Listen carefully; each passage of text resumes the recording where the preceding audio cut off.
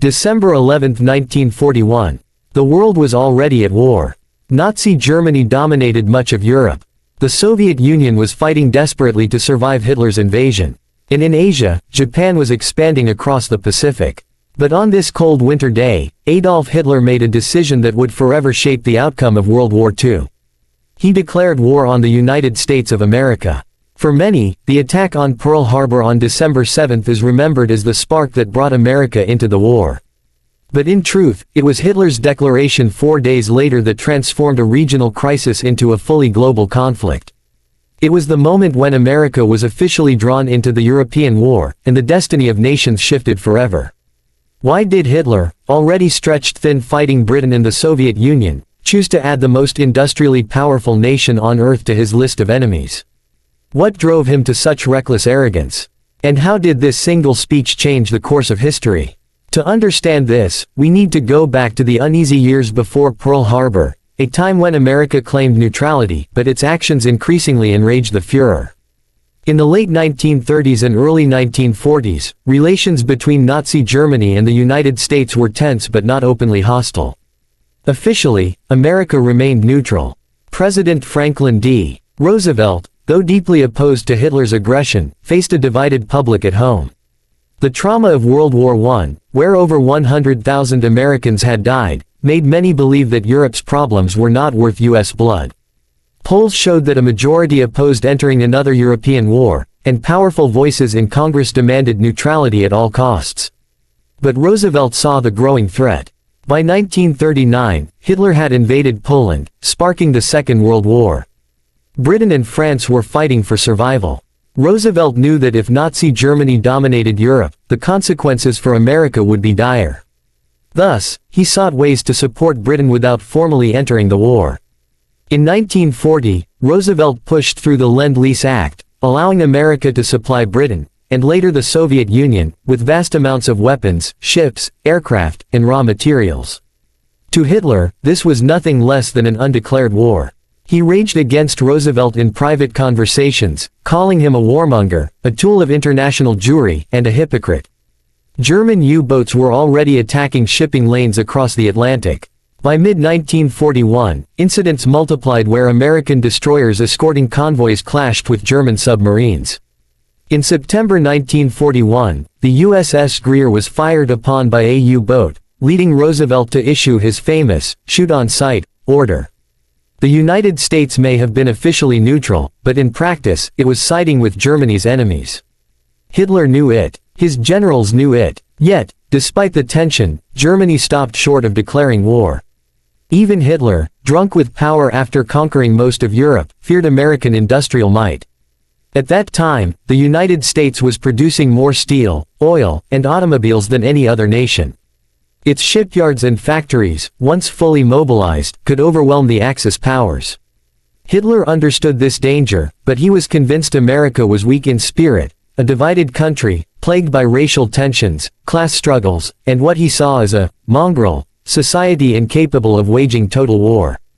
Roosevelt, meanwhile, was skillfully preparing the nation for what seemed inevitable. American industry was quietly retooling for war. Military spending increased dramatically. Training camps sprung up across the country. The draft swelled the armed forces.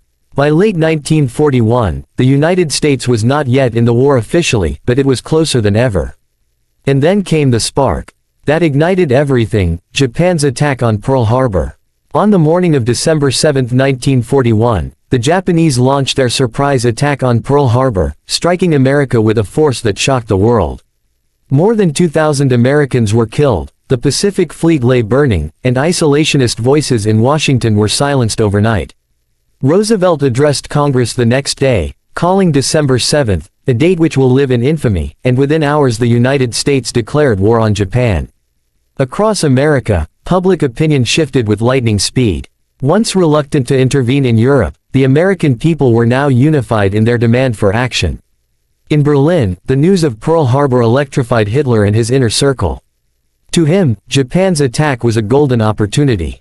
The tripartite pact signed in September 1940 had bound Germany, Italy, and Japan into a loose alliance, pledging that if any one of them was attacked by a new power, the others would come to its aid.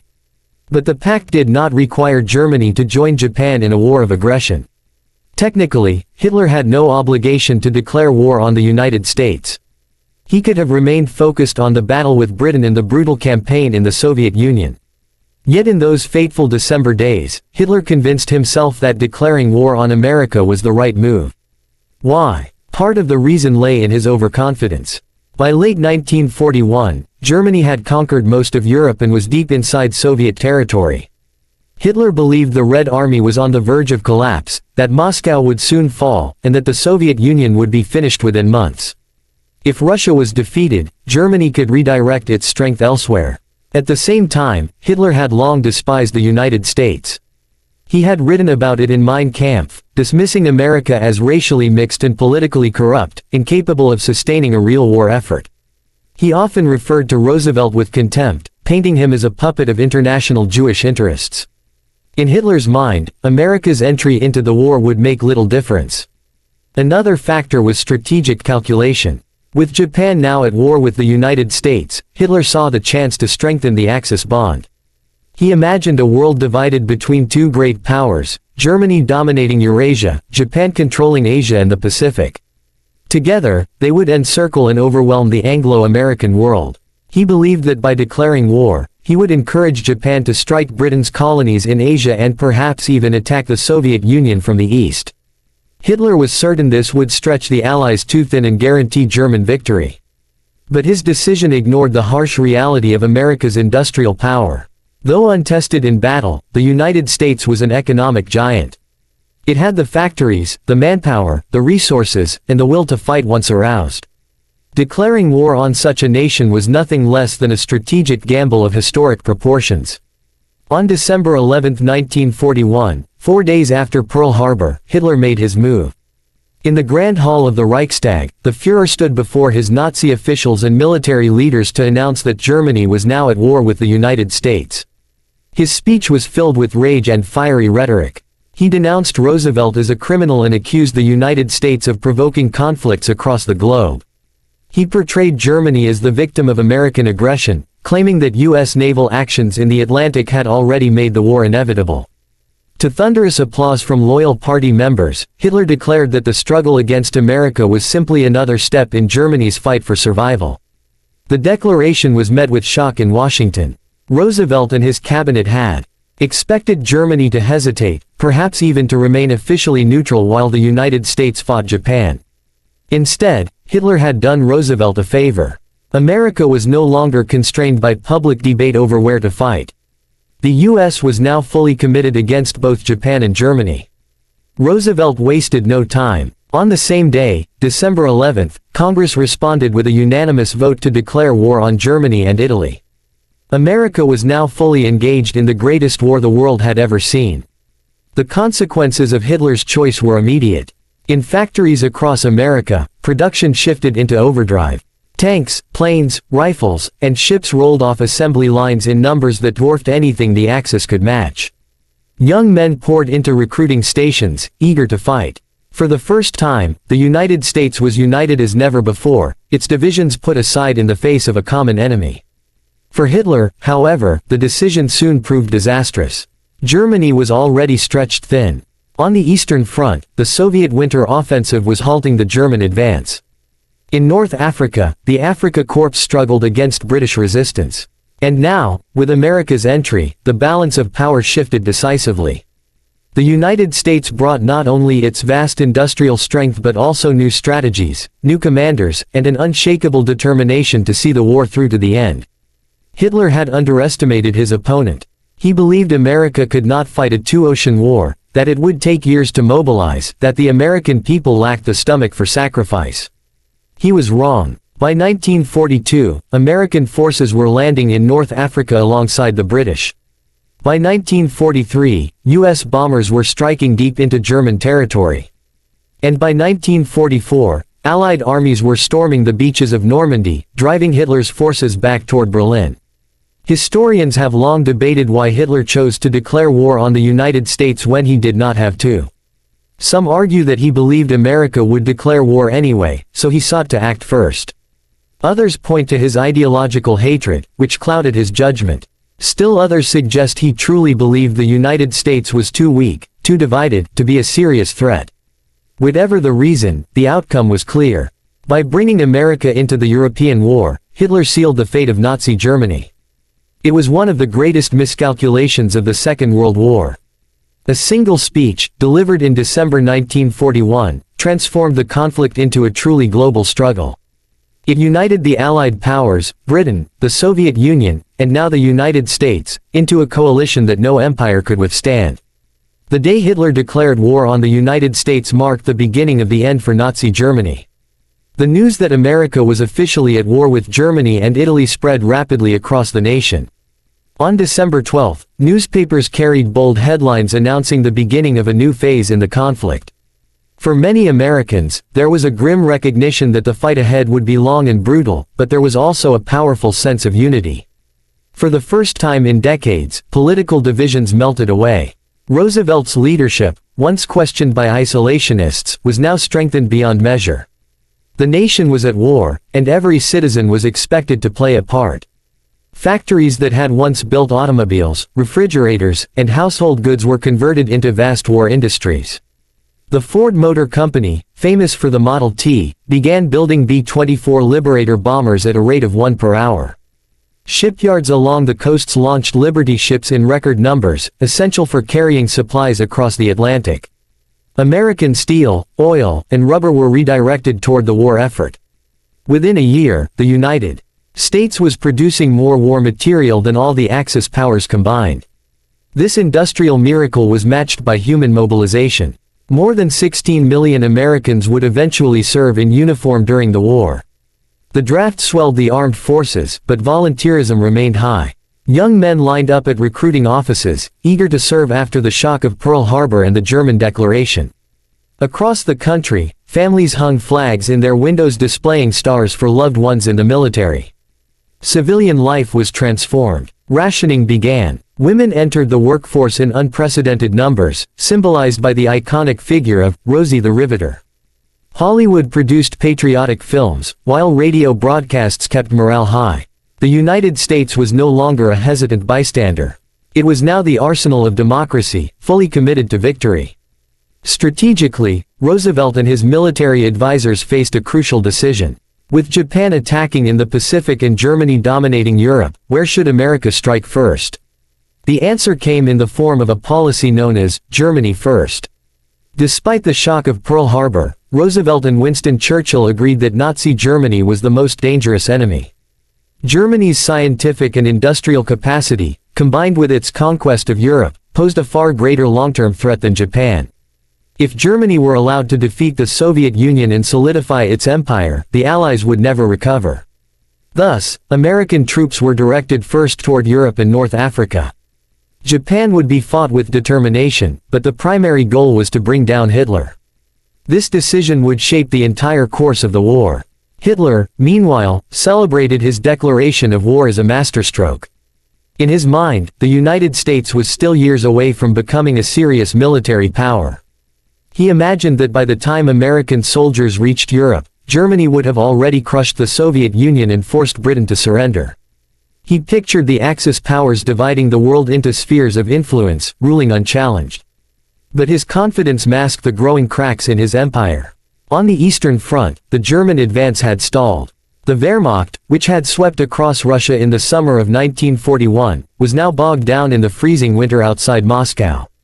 Soldiers were dying not only from Soviet counterattacks but from frostbite and starvation.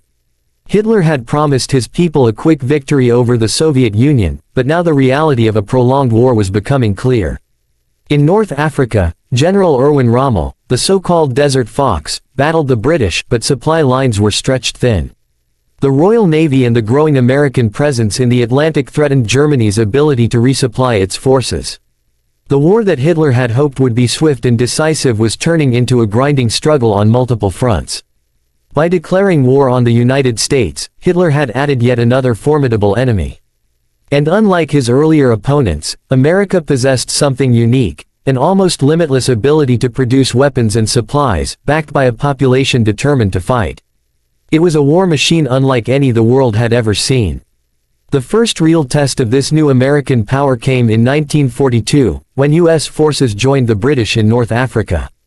Operation Torch, the Allied invasion of Morocco and Algeria, marked the beginning of America's direct involvement in the European theater. For German commanders, the presence of fresh American troops was a grim sign.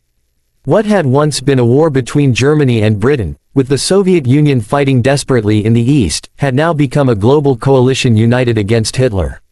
Even as American soldiers landed in North Africa, the skies above Germany were beginning to feel the weight of Allied power. American bombers, flying from bases in Britain, launched daylight raids against German factories, oil fields, and cities. These raids, combined with British nighttime bombing, began to strain Germany's war economy. Hitler's dream of overwhelming the world with German industry was being matched and surpassed by the combined output of the United States, Britain, and the Soviet Union. The turning point came into clearer view in 1943, as German defeats multiplied. At Stalingrad, the Soviet Union delivered a crushing blow to Hitler's armies, destroying an entire German army and proving that the Nazi war machine was not invincible. In North Africa, Rommel's forces were driven back and eventually surrendered. With American and British troops now preparing to invade Italy, the Axis Empire was on the defensive. Historians often look back at December 11, 1941, as the day Hitler sealed his own fate. By declaring war on the United States, he guaranteed that Germany would face a coalition too vast to defeat. The decision was not forced upon him. America had declared war on Japan, but Congress had not yet acted against Germany. If Hitler had held back, the United States might have focused first on the Pacific, delaying its full involvement in Europe. Instead, by his own words, Hitler brought the United States into the European war.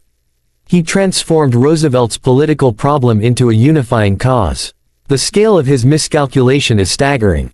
In 1941, Germany's population was around 80 million. The United States, with a population of over 130 million and the world's largest economy, was capable of outproducing Germany many times over. By the end of the war, America had built over 300,000 aircraft, 88,000 tanks, and millions of rifles and machine guns. Entire fleets of warships patrolled the oceans. No Axis power could match such output.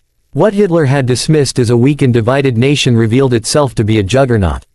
American soldiers, sailors, and airmen fought with determination from North Africa to Italy, from France to the Pacific Islands. At every step, their presence tilted the balance further against Germany. The irony is that Hitler's declaration was not necessary. Roosevelt faced a political challenge in bringing America fully into the European conflict. There were still influential voices who argued that the United States should focus solely on Japan. Had Hitler remained silent, America's attention might have been divided. Instead, his fiery declaration gave Roosevelt exactly what he needed: a clear enemy in Europe, a justification for full-scale war, and the chance to rally the American people to a united cause. What began as a reckless decision in the Reichstag became the greatest blunder of Hitler's career. He had unleashed the might of the United States against himself. By 1944, the war Hitler had unleashed was spiraling beyond his control. The German Reich still occupied vast territory across Europe, but the pressure was mounting from all sides. In the east, the Soviet Union had regained the initiative, driving the Wehrmacht back after the devastating defeat at Stalingrad and the massive tank battles at Kursk. In the Mediterranean, Italy had fallen, Mussolini's regime had collapsed, and German troops now fought desperately to hold the mountainous terrain against advancing Allied forces. And in the skies above Germany, Allied bombers roared day and night, reducing cities to rubble and crippling the economy. Yet the greatest blow was still to come, delivered by the very power Hitler had so recklessly provoked in December 1941. On June 6, 1944, Allied forces launched Operation Overlord, the D-Day invasion of Normandy. It was the largest amphibious assault in history, and American forces played a central role. Thousands of U.S. troops stormed the beaches of Omaha and Utah, suffering heavy casualties but ultimately securing the foothold that would lead to Germany's downfall. For Hitler, the landings confirmed his greatest fear, the long-awaited opening of a Western front. From that day forward, Germany faced a relentless two-front war it could not possibly win. The scale of the American contribution was staggering. Behind the soldiers who fought in Normandy stood the full weight of American industry.